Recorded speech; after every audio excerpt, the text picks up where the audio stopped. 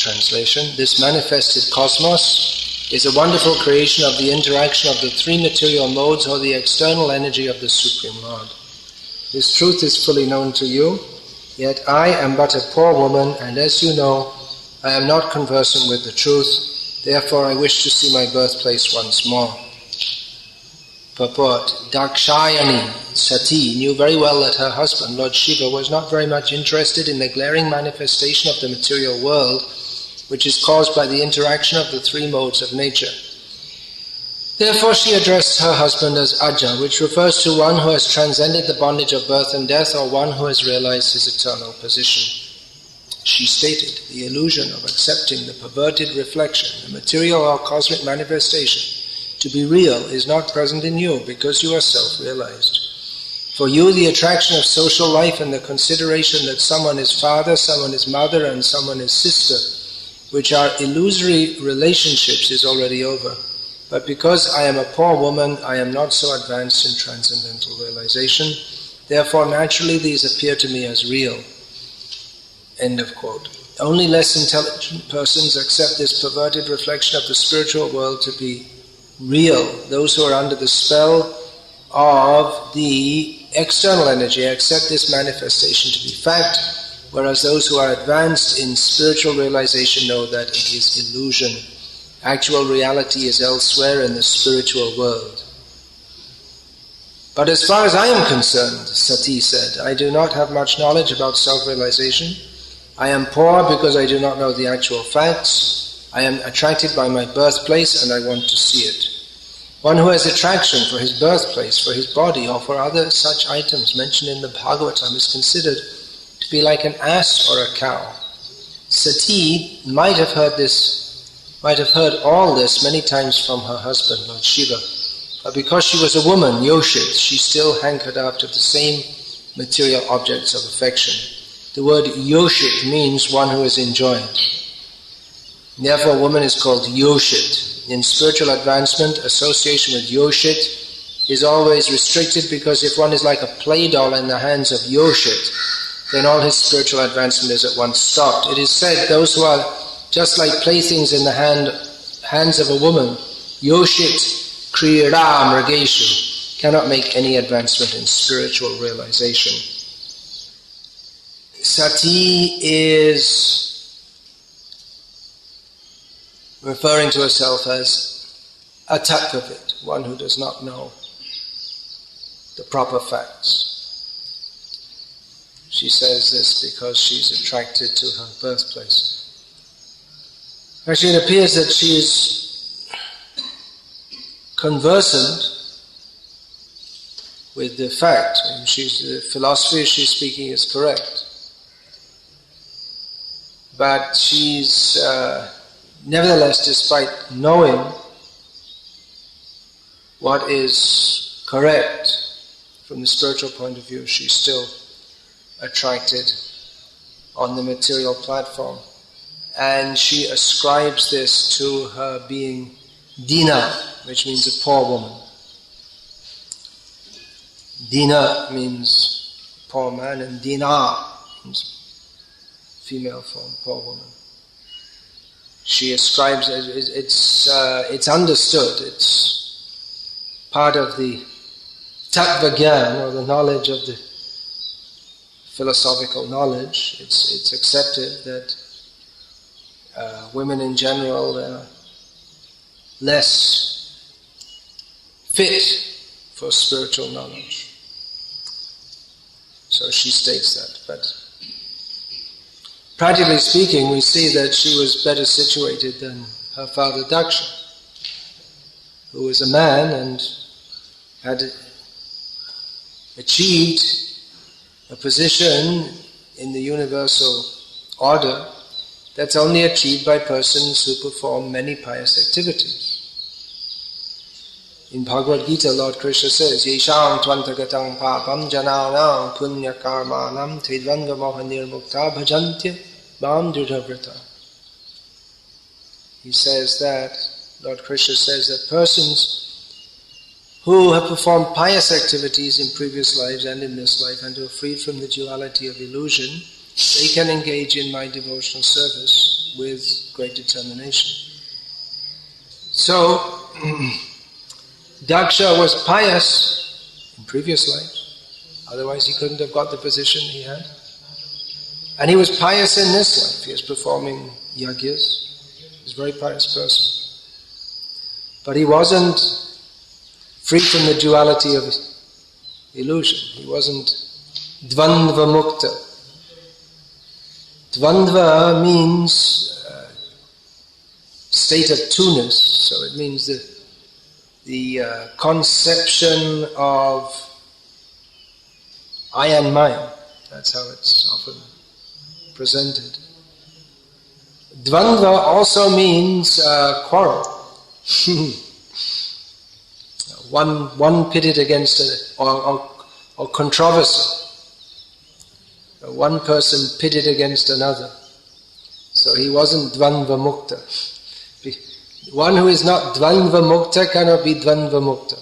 It means that one who is not free from the duality of illusion cannot be free from quarrel. Because this I and my attitude that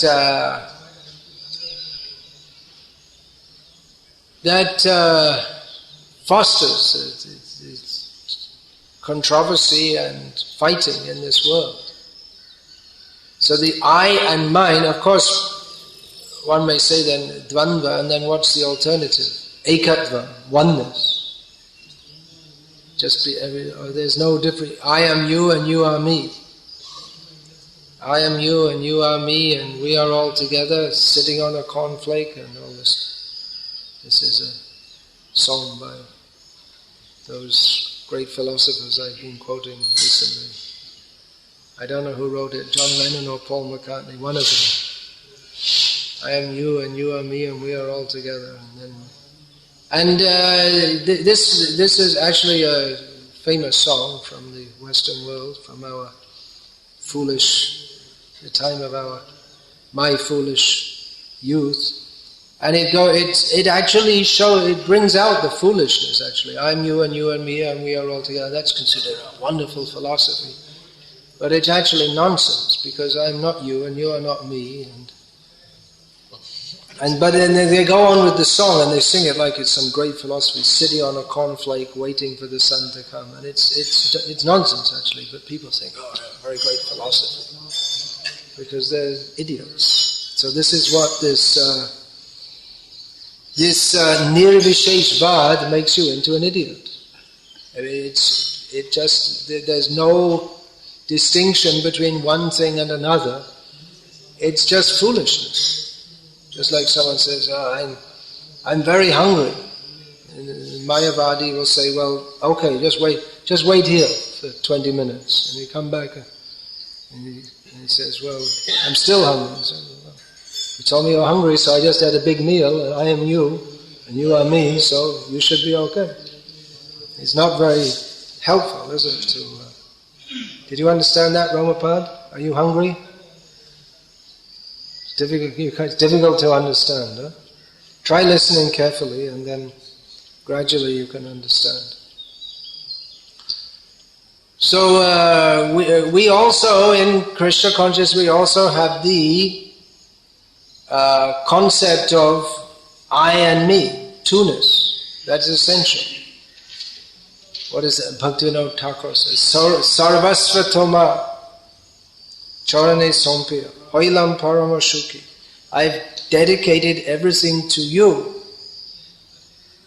at your lotus feet, and this way I've become very happy. And then in the end of the song he says, to me, in the famous line is, to me to Thakur, Tomara Kokor Boleo Jana Homore. You're my God, or you are God, and please let me be known as your dog. So there's a two-ness. And at the end he says, what is that? To me, Palaka to me. You are my maintainer. So there's this sense of two-ness, that I am yours and you are mine. You are my master, I am your servant. So then how does Krishna say Dvandva Mukta? That's also Dvandva. sense of two-ness. But here, Krishna doesn't say dvandva mukta exactly. He says, te dvandva moha virmukta, one from the illusion of two-ness. So there's a different. The Mayavadis, they say you should just be free from two-ness. But Krishna says you should be free from the delusion of two-ness, the wrong kind of two-ness. The right kind of two-ness is wanted. The wrong kind ends you up in what Daksha got into, a big mess. Incidentally, this, while we're on this topic, and there's more,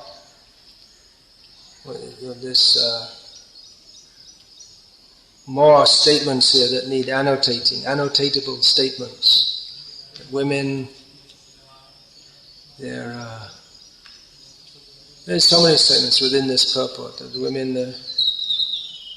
association should be with them restricted, because if one becomes a play doll in the hands of Yoshit, then all his spiritual advancement is one stopped.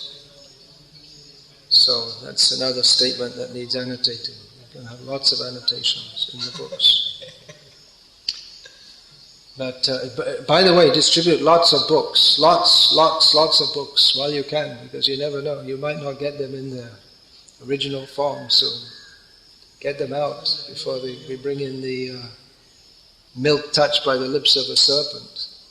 Some of the books of Prabhupada commented on by people who don't have faith in Prabhupada. That's coming, it seems. So,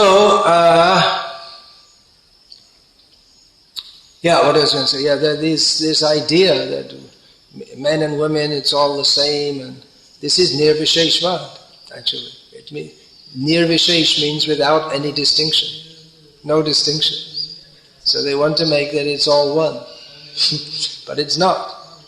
It's another form of Nirvisesa, to say that women are as good as men. Women should be in the army. They can't pass the test, so they make the test easier for women, but the real test is when you're in a battle and the people shooting on the other side, they don't say, oh, it's a woman, okay, I won't fight so savagely. They might think like that, but that's stupid. Or otherwise what happens is they fight more savagely because they feel insulted that these people are sending women against me. That can also happen. So anyway, Daksha, he was pious, but he was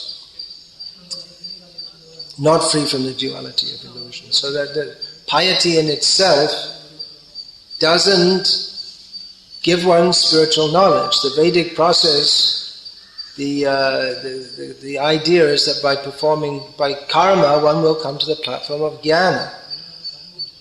And karma, specifically by performing Vedic sacrifices, that is supposed to gradually give rise to jnana, but we see that it doesn't automatically or always happen. It didn't happen in the case of Daksha. It can happen if one is guided by an expert guru, but you see the karma kanda gurus, they're in the same category often as their disciples. So it becomes another dvandva or another paradox. How are you going to get out of that situation if your guru's he's in the same mess as you? Just like Shukracharya. His advice or the question he put to Bali Maharaj that Sarvasvam Vishnave Dadva Murha Murha, what's the verb? I forgot it. Katam, Murham, and I forgot the verb, whatever it is. So anyway, the purport is that he said that if you give everything to Vishnu, well, how will you maintain yourself? You won't have anything left. Of course, Vishnu says, Ananyas chintayanto mang ye janaf paryupasate tesham nityabhiyuktanam yogakshemam vahamyaham. But muha vatishyate katam. How will you live? But Shukracharya didn't have faith in that. So he's an example of a useless guru. He was in Maya. He was supposed to be a guru, but he was in Maya. It happens. It's not unheard of. It's been going on since time immemorial. So, this Daksha, he was in Maya. And he continued to be in Maya, even after the Daksha Yagya and all this was over, and he got the head of a goat and everything, and he still was in Maya. He still couldn't get over the idea that I'm here to enjoy myself. And that was being, because he was pious, that was being utilized indirectly in the service of the Lord by filling up the prison by having lots of children. But it's something, it's like a good criminal gets the job of beating up the other criminals or something like that in the prison. He gets some privileged position, but he's still a criminal. Daksha's a criminal. He was organizing the yagya as a very pious religious activity, but his motive was selfish. In Bhagavad Gita, Lord Krishna talks about the demons who perform yagyas for the sake of prestige. So they want to show people that they're very religious and very pious. It's just like there's so many criminals in India politicians and other kinds of criminals who amass money by illegal means and then they build a temple. One reason is it's a good way to siphon their black money.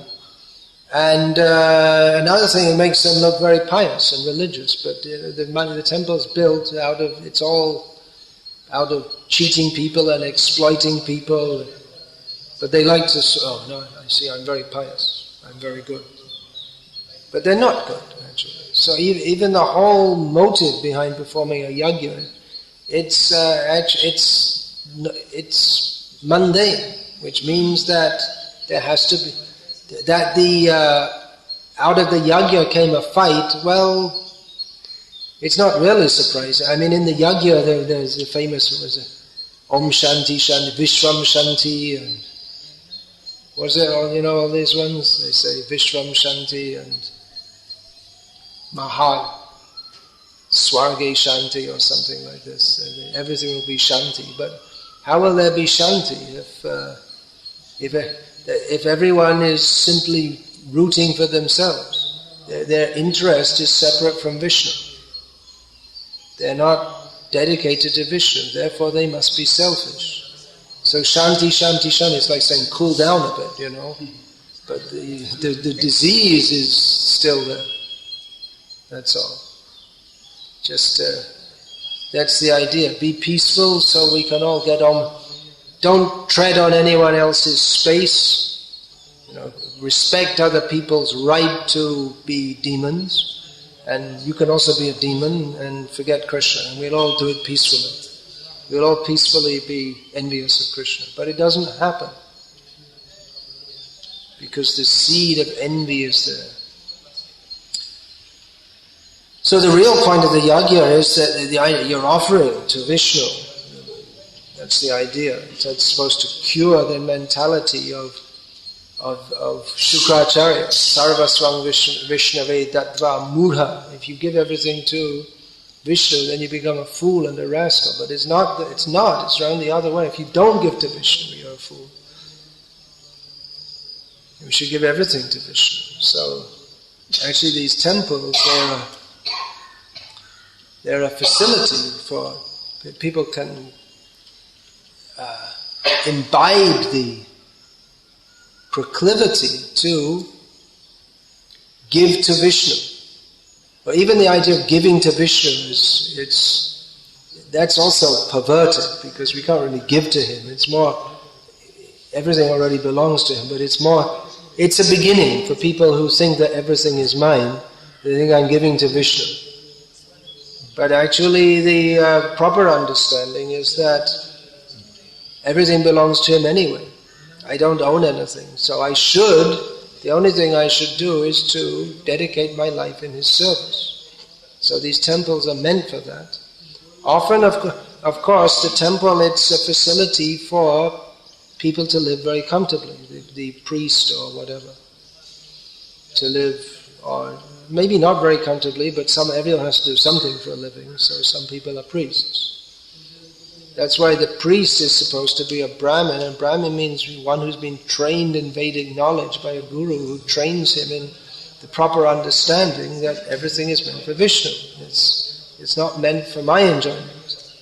I'm here to serve him, and I may accept offerings on behalf of others, and he maintains me, but my maintenance and my sense gratification, that's not the goal of doing this.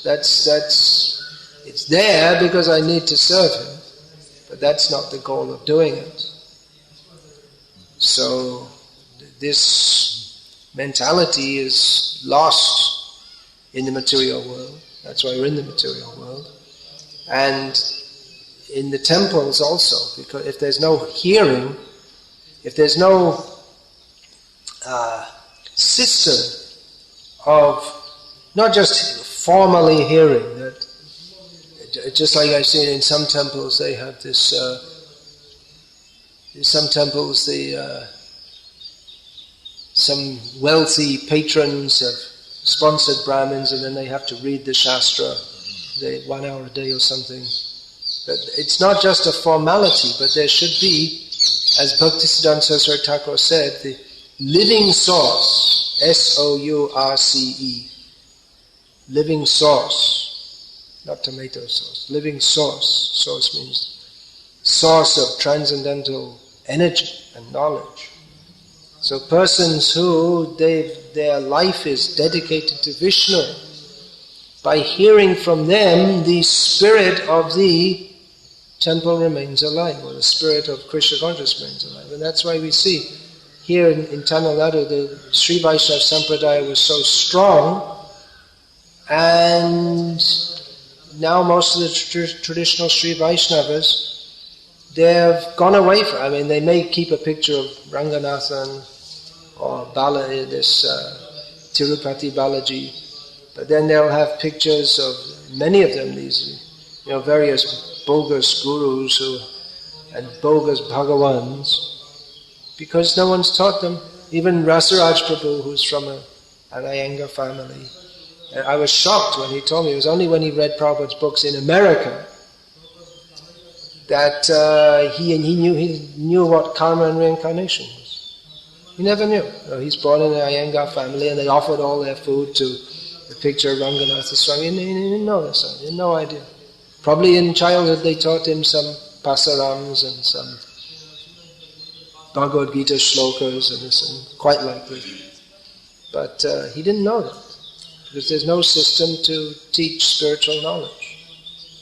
And so everything becomes a mess. And not just spiritual knowledge, just like I say, even now there's some families, they might teach Bhagavad Gita shlokas, but then they might even teach the translation of it in Tamil or whatever. And Tamil Brahmins, they don't speak Tamil, they speak English no more. Isn't it? There's Chittahari, he's Tamil Brahmin family, now he's learning Tamil. So he can use it for preaching Krishna consciousness. So,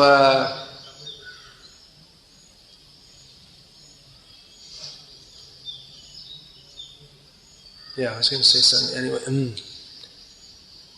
So it's not just a matter of formally learning, but the whole spirit and the siddhanta, the proper understanding has to be imparted.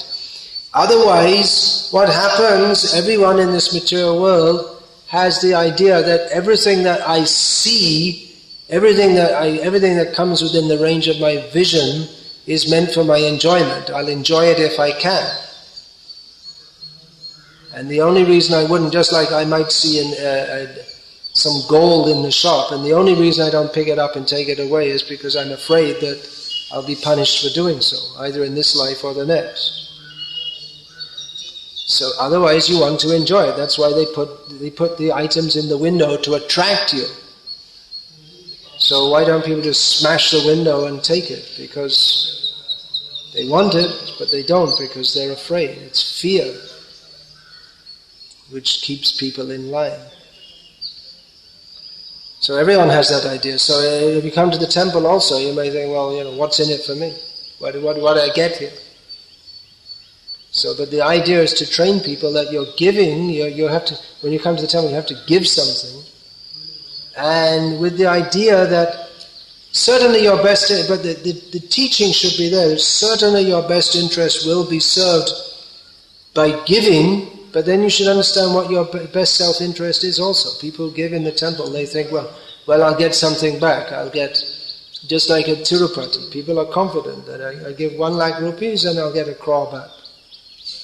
They're confident, and it works. But that's not the proper approach. That I'll give and I'll get back more. So the temples of the International Society for Krishna Consciousness are meant for teaching or inculcating this attitude that we are meant for service. We're all meant not to see the temple as a means of my maintenance. Of course, anyone who's serving, that may be there, but we have to be very careful that we don't attract people mainly for the purpose of maintenance, because it may be seen like that. Well, it's pretty tough in the world outside, and I like chanting Hare Krishna, so I'll do a little chanting and little service, and I get food, clothing, and everything, so it's okay. But no real motive to serve Krishna or dedicate one's life to Krishna. I remember some years ago, it had been going on in one temple, ISKCON temple, for years, that members of the congregation, they'd just come every morning and take prasadam. They'd just come at prasadam time and take it. So, well, we're also initiated devotees. And they'd maybe do a little service here or there. And then the town president just stopped it, and it was like a revolution. And I was thinking, it's our right. But it's, because we're initiated. But the town president rightly stopped it, because prasadam is there for, the arrangement is there for those who are, daily prasadam is arranged for those who are giving their full time and full energy to the temple. Otherwise there may be a payment system or something like that. But if we start to see that the temple is a place for my bodily maintenance, then we get in the same consciousness as Daksha, who wrongly became angry. He made a big mess.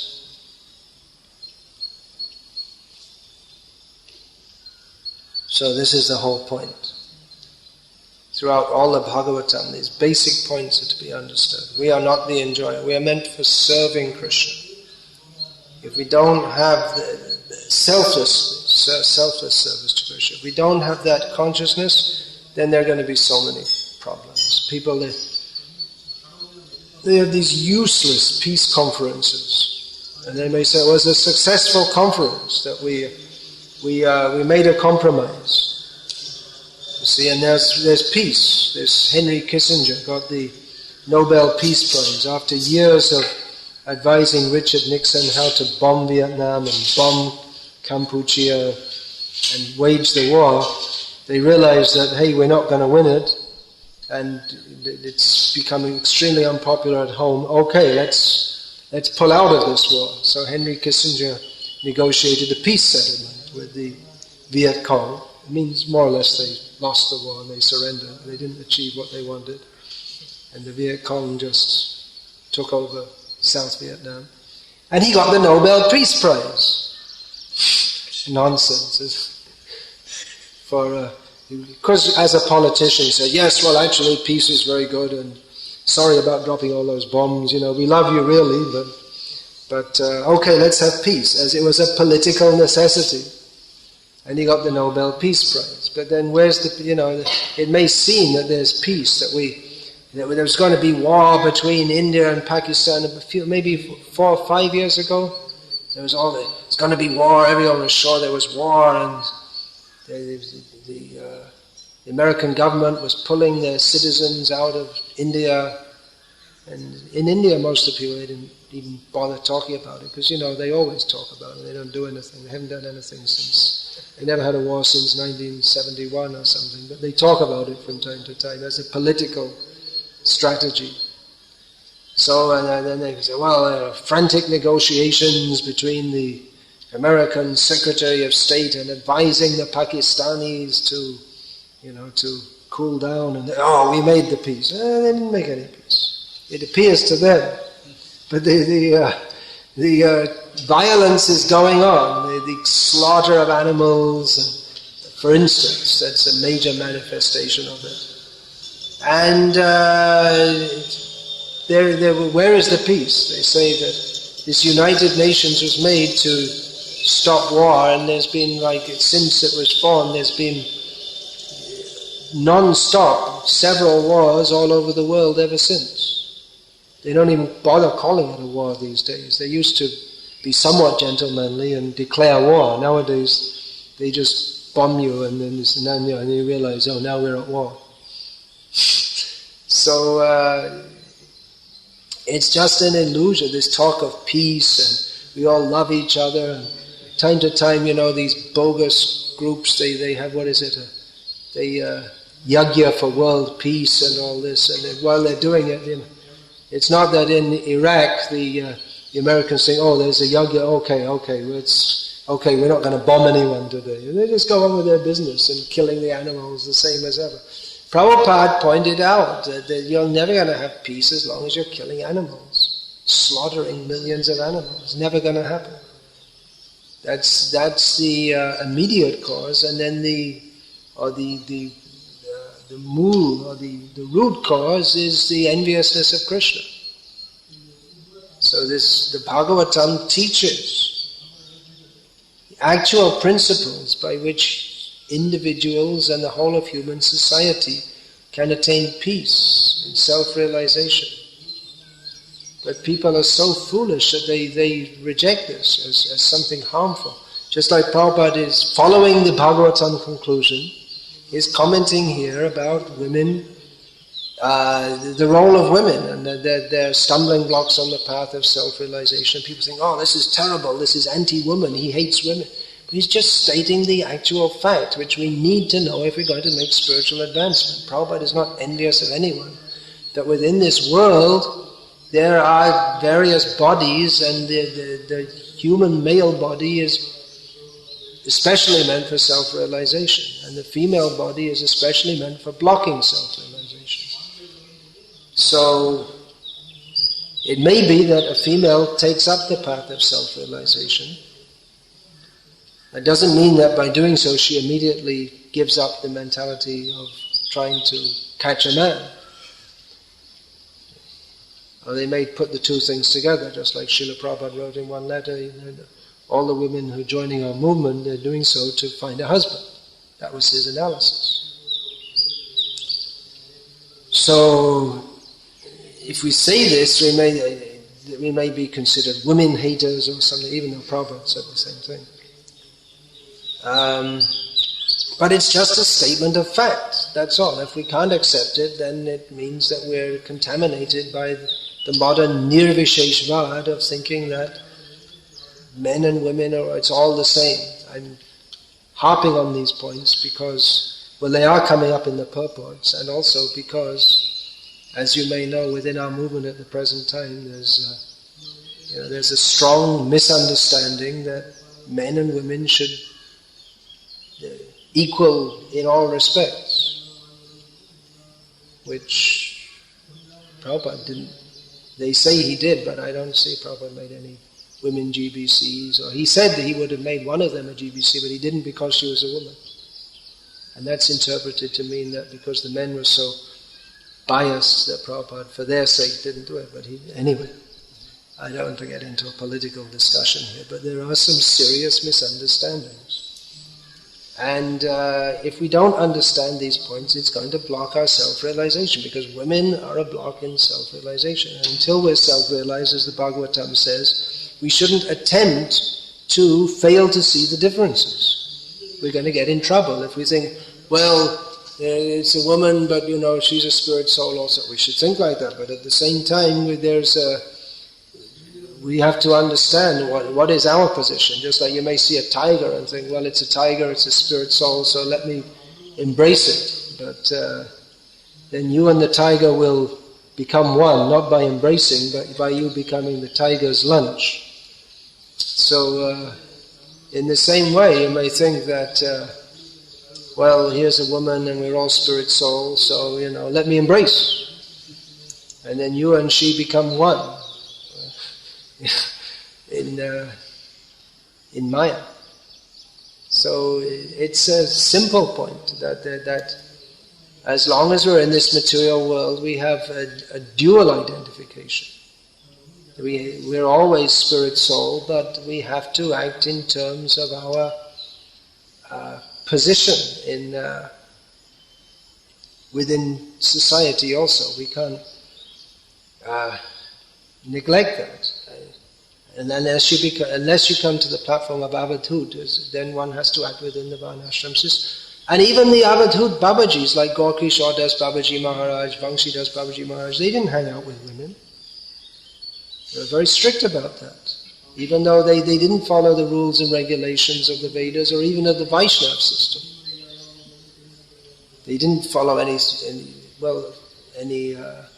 especially Vangsidas Babaji Maharaj. He didn't follow any sadhana, he didn't chant japa or he didn't do anything like that.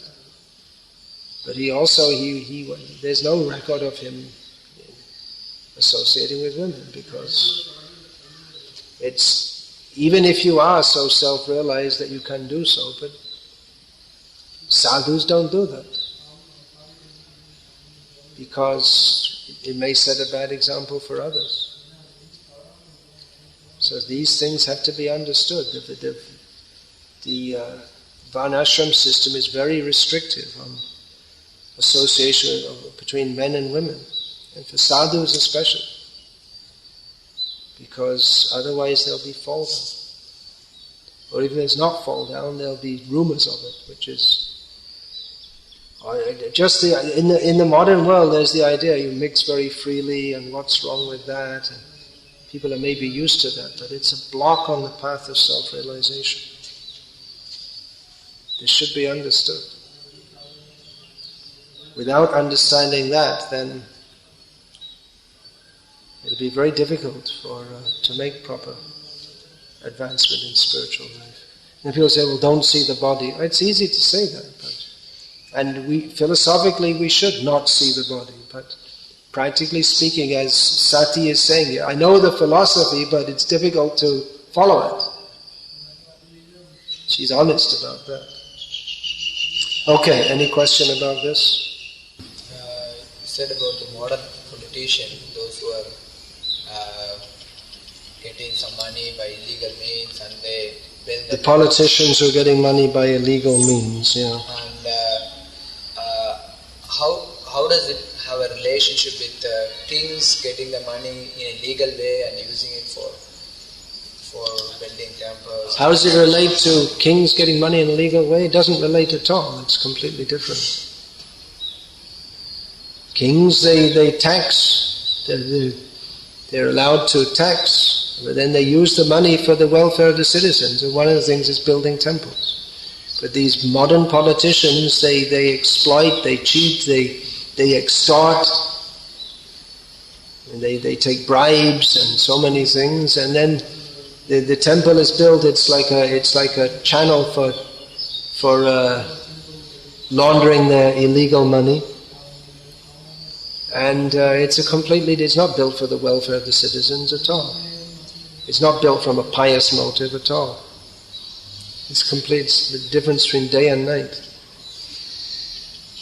What are you going to say? I've heard that we should discriminate the source from where money comes from. We should discriminate according to where the money comes from. Yes, we should.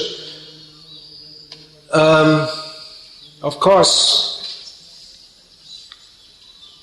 if we want to take only completely white money, we probably won't get any at all in the modern age, because modern business, the way it goes on, there's no way to do it without some bribing and this and that, because you just can't do it. You can't do anything, bribing or cheating. But just like when Prabhupada, some of his so-called disciples started making drug business, illegal drugs, and they were getting a lot of money, and Prabhupada said, he told them to stop it, and he told the devotees that they were being offered big money for printing books, which Prabhupada wanted so much. He told, don't take it. So, money that's got directly from breaking the principles, probably that we can deduce from that. Prabhupada didn't like that. On the other hand, so I'm told, in Fiji, when Prabhupada went there and he initiated Vasudeva and his brother, and they were going to build a big temple there. They were shopkeepers, and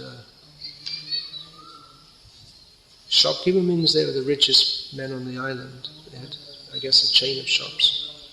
And I was told this by one devotee, then Prabhupada, they said, well, now we'll have to stop selling meat in our shop. And Prabhupada said, no, there's no need to change anything. I guess, and gradually they did. Gradually they got that realization. Exactly why Prabhupada said that, I don't know.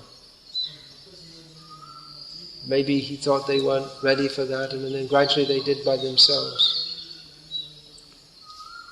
Another man, he told me in Hyderabad that he was doing toddy business, making this toddy. It's illegal arak. Is that what they call it here? Arak? Illegal alcohol. What do you call it? Sharab. Yeah, that's from the Arab. Sharab in Hindi. Well, that's a little different. The arak, it's distilled. The toddy means it's taken from the date palm, and then they, I don't know exactly what they do, but anyway, it's illegal alcohol. So so he came to Prabhupada and said that, well, should I stop? After hearing your lectures, I realize this is wrong, and should I stop this? And he told me that Prabhupada thought for a few minutes and said, well, you have to maintain your family. He thought about it for a few seconds. Prabhupada was doing business, and he wrote in the purport that, in the one purport in Bhagavad Gita, that if a businessman says, for you I make no profit, you can understand it's a lie, because without a profit he can't live. There's no point for him doing any business. So Prabhupada must have known about these things. Prabhupada was manufacturing alcohol. It's pharmaceutical alcohol, so who knows what it was used, people may have used it for other things. I don't know, you can only speculate, but Prabhupada didn't want to take money from this illegal drugs, but then other things, that's like heavily, grossly and sinful, and it's also considered very bad in society. I mean, you'll get a heavy prison sentence if you get arrested for that. It's considered something very antisocial. Although it's going on, I mean, I always wonder how it is that America has such great technology that they can read the writing on a coin that's fallen on the street in Moscow from their satellite, but they can't stop shiploads and plane loads of illegal drugs coming into America all the time. So something's funny is going on there.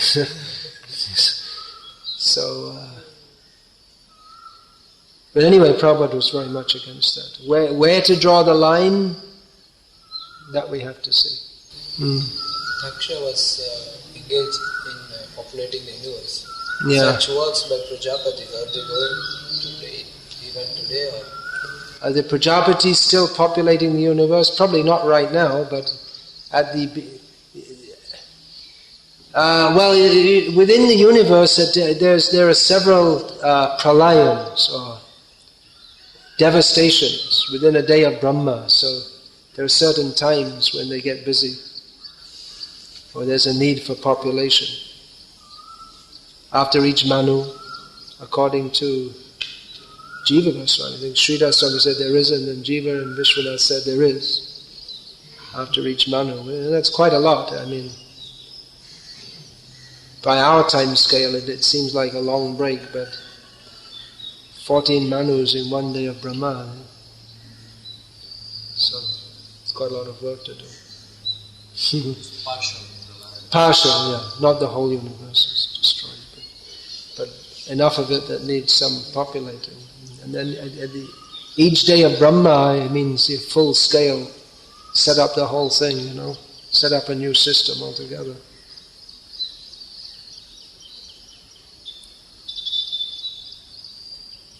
New system means it's the same system, but it all has to be put in place again. At the beginning of each day of Brahma. So, Hare Krishna.